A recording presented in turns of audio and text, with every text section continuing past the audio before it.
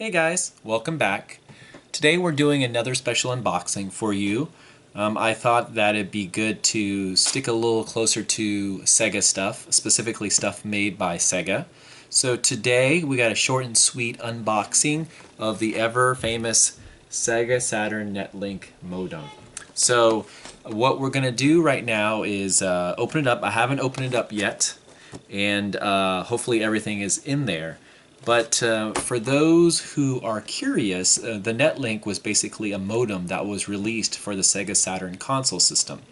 And what it did is it allowed, of course, people to play games with each other, but it also allowed sort of standard internet access for browsing websites as well as email. So you could check emails on your Sega Saturn if you if you didn't have a computer or something along those lines.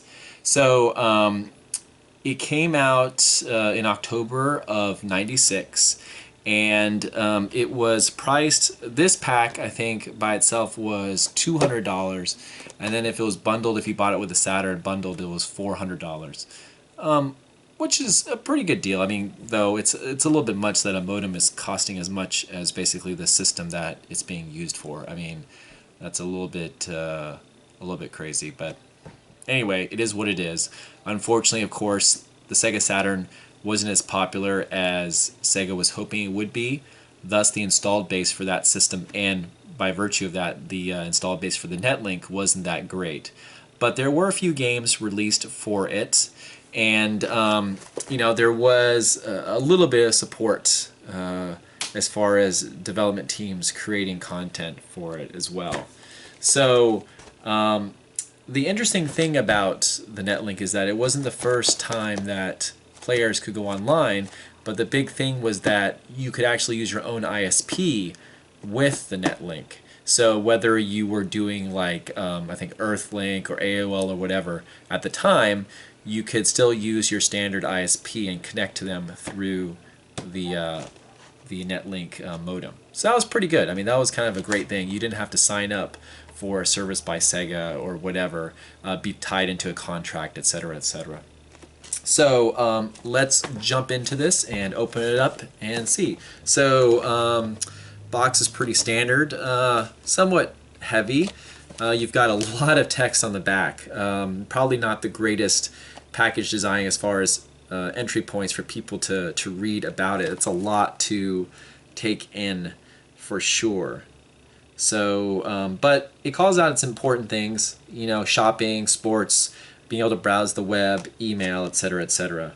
So it does get its point across, but that is a lot to read. Oh, it had optional parental controls too, which limits the availability of inappropriate websites. That's actually pretty good because seemingly back then they didn't have browsers in general didn't have very good ways of blocking improper content for kids. So, okay. Anyway, let's get into this, shall we? All right. Let's pull out the first thing. First thing, of course, we have is a standard telephone cable, right?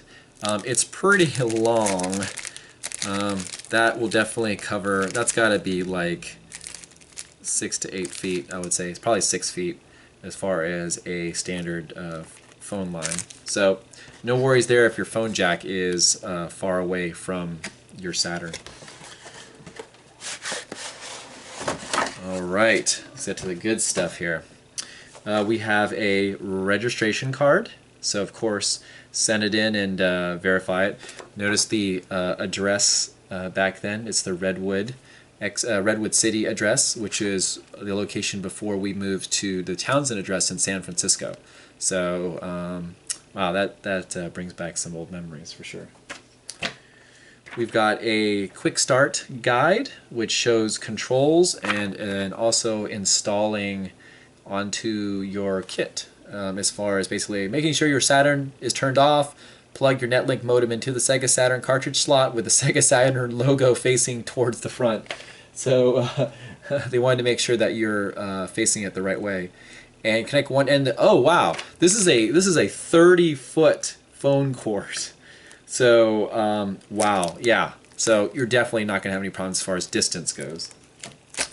All right, we have the Sega instructional manual. which is always useful. Make sure you read these before you install it. We have, oh, that's interesting. Oh, this must be changes to the manual, because we have the full instruction manual right here, which is actually fairly thick. That's the thing about back then. Instruction manuals were really pretty thorough and pretty thick. Like, they made sure that they covered everything. Compared to nowadays, right? Cost-cutting techniques and just people trying to save money in general, it's very rare to see any sort of instruction manuals with games, hardware, anything. It's mostly online, right? So looking back at these kind of old devices and seeing just these full instruction sets is pretty nice. Definitely a hearty cost to the device, or adds quite a bit of cost to the device. Okay, we have the Sega Saturn Netlink browser. So it had its own browser, which was designed for the memory limitations of the Sega Saturn.